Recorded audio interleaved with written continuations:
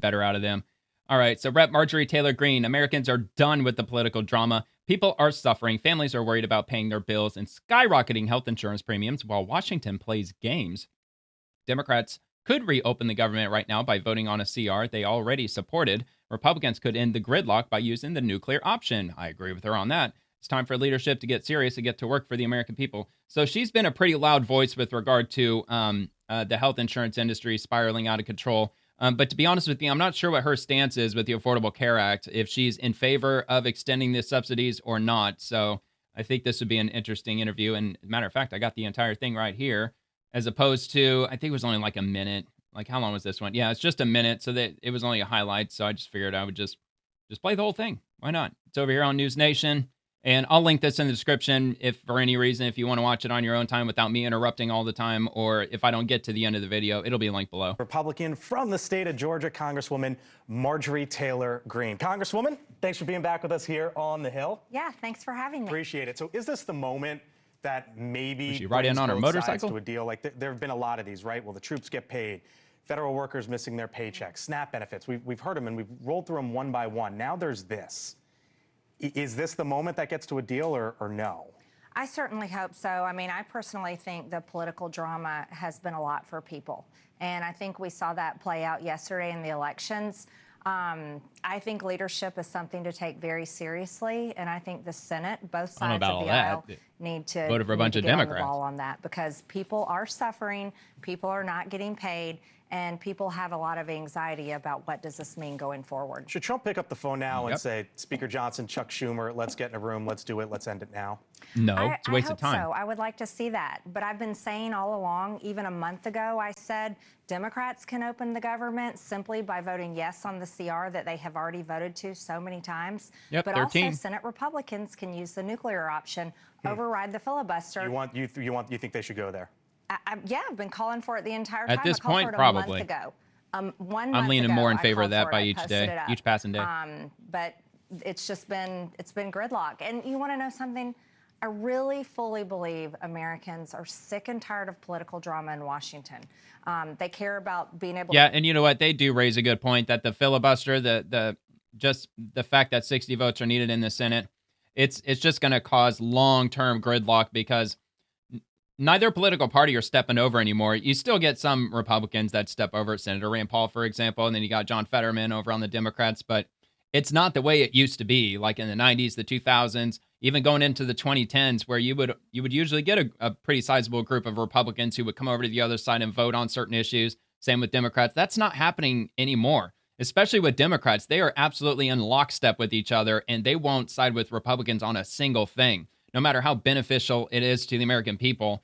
Now, some will argue that that's a good thing that gridlock happens in Congress, because if not for the gridlock, they, like the federal code would probably be 1 million pages long by now. So, and also not to mention with, well, never mind. I was going to mention the Constitution with amendments, like there'd be tens of thousands of amendments, but still, that doesn't pertain to the 60 vote Senate rule. However, with just the state of what's happening right now, I'm not so sure if they really have much of a choice, especially like how long is it going to take Republicans to really give that serious consideration? How many months of government shutdown is it going to take? Honestly, I think it might come sooner rather than later, especially going into Thanksgiving. That's going to be a very interesting weekend, Thanksgiving weekend, because the absolute just insanity that we're about to see in airports across the country, I think it's going to be absolutely, like, I don't know, catastrophic is probably too strong of a word, but it's going to be bad. And it's going to just flow into the Christmas season. A lot of people travel for the Christmas season, and it's going to get pretty bad, man. Pay their bills. They're very worried about health insurance premiums rising, and it's up to leaders in Washington filibuster, they can to take all of it goes away in a single day. I want to get to that. Let's actually, I want to play a clip. You posted this on your social media feed a couple days ago about what happened to you in relation to health. Frankly, if they did get rid of the filibuster completely, I don't really see any situation where the government gets shut down anymore. I don't think so. I mean, if there's no filibuster 60 vote rule in the Senate, I don't really see a situation unless there's a tie. But the tiebreaker in the Senate is J.D. Vance. So as far as the Senate's concerned, I don't think the government would get shut down again if they get rid of the filibuster. Let's roll it real quick. Marjorie, get us some health care that's affordable. We're trying. What do you think about that? Try harder. She knows how hard I'm trying. Yeah, we're the only ones standing up for health care. I agree with her. You were just telling me that I agree came with out her. of the blue. President Trump last night, or this morning, excuse me, basically blamed in part the shutdown for Democrats' Democrats' wins last night, excuse me. Is it that, or do you believe that the president is simply not seeing what's happening out there with prices, with bills, and with healthcare affordability? Well, I posted earlier that I believe the election yesterday was a referendum on not delivering what November 2024 was about. It was about America first, it was about MAHA, and it was about cost of living and putting Americans' issues above everything else. And that has not been the focus for months now. And I have been talking about it. I have been pressing these issues. These are the issues I hear about back home in my district, and those are the only people I work for. And I think yesterday, a lot of people stayed home because they're not happy. The focus it's not been the focus for President yeah, Trump, for the Republican Party, members Probably. of Congress, Senate. Most people stay home for Across every the board. election, to be honest. Across the board. When we said no more foreign wars, we meant it, and that meant don't send our money and our weapons. That didn't mean go all over the world talking to all the foreign countries. When we said put America first, that means Congress needs to get on the ball and be serious about our appropriations. That's how money comes back to our district and helps our districts. When we talk about MAHA, we're very serious about don't force on COVID vaccines, don't force on chemicals. All of these things are extremely important to us, but we saw Pfizer be embraced in the White House. We've seen another mRNA COVID vaccine get approved. These are issues that really matter to people, and they're very angry about. Think about it. Yeah, look, I'm not crazy about that either. But as far as Pfizer's concerned, they agreed to reduce drug prices. I believe they did. I don't know if that was a commitment or if we got that in writing that they are actually reducing them by a specific amount. I think TrumpRx.gov, they're supposed to be releasing that long list of all these prescriptions, and I'm pretty sure Pfizer is on that list.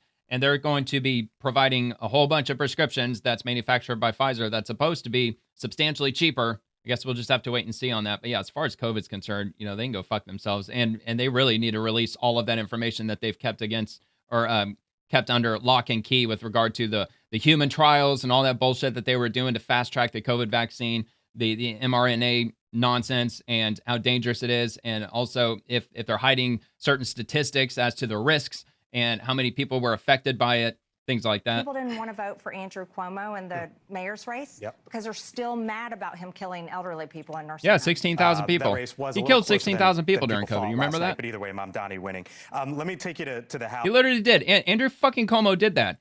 That all of these senior citizens caught COVID. They went to the hospital. They went to whatever medical facility to get treated for COVID. And Andrew Cuomo ordered them back to the nursing home where there were nursing home residents that didn't have COVID, and they intermingled them around with people who did have COVID, and tons of senior citizens got COVID, and over 16,000 of them died. Whereas those who had COVID, instead of sending them back to the nursing home, they had one of those vessels, the Santa Maria was one of them. Remember those two Red Cross, those giant ships that they had in New York City? They could have put them there because those weren't even used at all. The Trump administration set those vessels there just to be used for something exactly like that. And also, there were those giant medical tents that they had set up in New York City, tens of thousands of people that it could have housed, and they didn't use them. They didn't use them. They sat empty the entire time. So they absolutely had plenty of room to put seniors. Look, that wouldn't have been the most comfortable place to put a senior citizen underneath a giant tent. I mean, it would have sucked. It would have been an inconvenience, but at least arguably up to 16,000 senior citizens would still have been alive, if not for his policies with that shit. Into 2026. Do you believe now that Democrats have the upper hand in 2026? It's the slightest margin in modern political history. Yeah. Well, historically, the majority party always loses in the midterms. The only time the majority party Not didn't always, but was often. after 9/11. So historically, you would say, okay, Democrats have the upper hand going into this, but Republicans would be the ones handing Democrats the victory by not passing our agenda. And the fact that the House has been closed for 6 that's what weeks Trump's now saying too. is a complete and total utter failure. And that's on the Speaker of the House. While the rest of America is going to work every single day, you're going to work, people in this building are going to work. Mike Johnson is telling us to stay home and not do our jobs. So what does Mike Johnson, like if you were to be able to talk to Mike Johnson right now, you would tell him what? Tell him the same thing I told him last week, and I yelled at him on the phone on our GOP conference call. What'd you say? Where is our health care plan? It's non-existent. Democrats created this problem years ago, but Republicans have never fixed it. And I said we need to be back at work, and not being in session is basically pathetic. What do you say to you? Yeah, she raises a great point. Points he gives to the press every single day. How many Republicans do you know of privately who tell you that they think you are right and that the Obamacare subsidies should be extended in some form or another? I get the text messages every single day that we have got to do something to make health insurance more affordable. Like, is it dozens Like of Republicans? Like how big? I'm trying to get kicking the can ain't gonna help that. Mixture it's only gonna make it worse. Of friends and people I talk to are regular people, and they're back home in Georgia. They're friends, family, and people in my district. They are appalled and outraged, and they're sending me, oh, my health insurance is going to go from $800 a month, and it's going up to $3,200 a month. These are the messages. Talk to the Democrats. Phone calls coming Look, in. I guess she represents them, but still, me now, you're right. We've got to do something about this. Yeah, like that's really all you can tell them. Like, look, we're doing everything we possibly can. At the end of the day, this was 100% on Democrats. Of course, playing the blame game ain't going to make them happy. They're like, at the end of the day, I still have to pay over $3,000 a month. So I get that argument. And I think she has a really good point. Where's the Republicans' version of the healthcare that they want passed? What is their big solution to, because they've talked about repealing and replacing Obamacare. I mean, I don't think they've used that terminology recently, but historically they talked about that all the time, especially right after they passed Obamacare. If you repeal and replace it, what will it be with? I think that's a very valid question, and Republicans absolutely should be releasing something to that effect to the public immediately. In 2028, there's a report out from Notice today saying that you want to run for president, that you're, quote, telling people that you want to run for president in 2028. Is that the case? I actually blocked that reporter. Okay. Because he published an article that is baseless rumors, which is along the same lines that she told him not to tell anybody, and he spread. told somebody. She said last week that I was going to announce I was running for governor on The View this week, and this is another baseless rumor. The only thing that I'm focused on is being a representative for my district. So what's your end game? Is it staying in the House? I'm a representative for Georgia 14, and I think that we need to be doing our job right now. Let me leave you with this. Here was Congresswoman Alexandria Ocasio-Cortez just the other day, and then I'll get your response. Here's some tea for you. Marjorie Taylor Greene wanted to run for Senate in Georgia. Trump said no.